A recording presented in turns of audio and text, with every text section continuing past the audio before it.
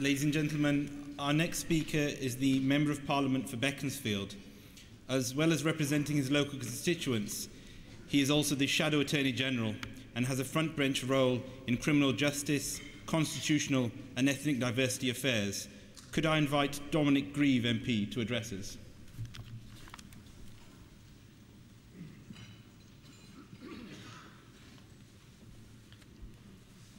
Good evening and assalamu alaikum.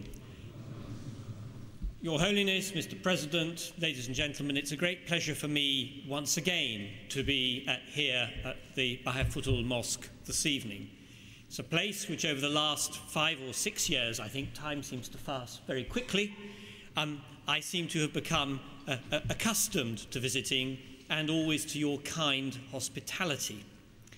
It is indeed a very important event that there should be this peace seminar taking place today, and of course taking place on this anniversary of the 100th anniversary of the setting up of your caliphate. Bringing people together to exchange ideas is of course the very thing which has taken humanity from the time when the first sparks were struck to light the first fire to where we are today. It is our ability to communicate with each other which is at the root of our humanity and also of our ability to progress and develop. By bringing people together, we moderate, I think it's the right word, we moderate our behaviour, because the exchanges of ideas enable us to understand each other better. My experience, certainly doing diversity work, and I agree entirely with Siobhan about this, is that the firmer individuals are in their own identity, and the better they understand where they came from and where they are in the world we live in, the easier, in fact, they find it to relate to people with separate identities. But too often in the world, there seem to be two phenomena with which we're confronted. The first is that there are individuals who have lost their identity, lost that sense of perspective of how they come to be where they are and where their place is. Many people in this country have done so, in my own experience, indigenous Britons. And that's one of the reasons why they then create wholly artificial histories and stories relating to themselves, which are often inimical to others.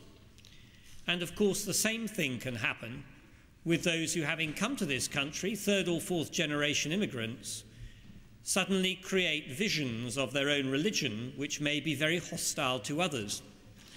And the trouble is, extremists never seem to be bothered by the regulations or restrictions or inhibitions on anybody else.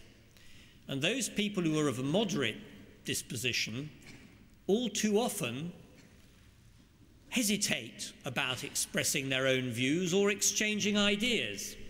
And so as a result, we end up with the extremists having the loudest voices and those of moderate ideas being the hesitant ones who stay silent. Now, this seminar, I'm sure, will address some of those issues, but not just because it's being done here, but because actually the Ahmadiyya community is doing it on a national scale.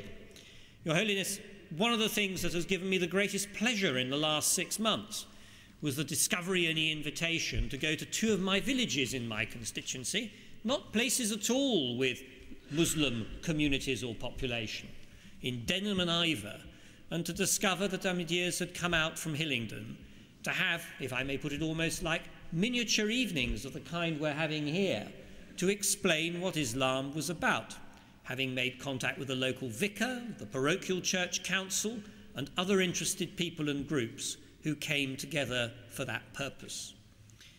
So these small building blocks, I think, as much as the big gestures, which will actually create the cohesive society that we all seek, and above all, enable us all to increase in wisdom by the exchanges of views which take place in it.